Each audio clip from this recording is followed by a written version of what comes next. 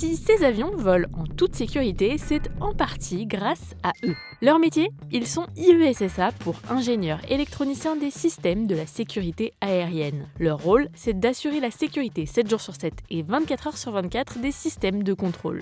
On peut travailler sur les systèmes de surveillance, de radar, de communication, les fréquences radio, de navigation pour les avions, mais aussi le traitement des données de plan de vol qui sont déposées par les compagnies aériennes pour chacun des vols. Lorsqu'un avion est en l'air, on ne peut pas lui demander d'attendre. Il faut que les systèmes fonctionnent, il faut que le contrôle aérien puisse garantir sa sécurité en l'air. Ça, c'est pour la partie opérationnelle de leur métier. Mais le rôle des IESSA, c'est aussi de moderniser les systèmes existants.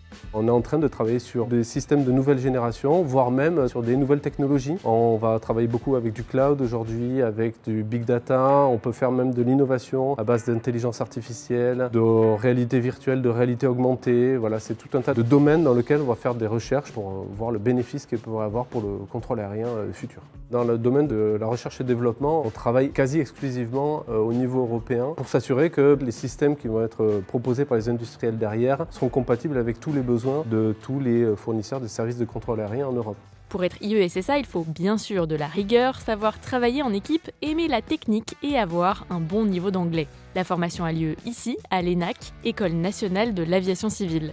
C'est là qu'on a rencontré Léa, étudiante en 2e année.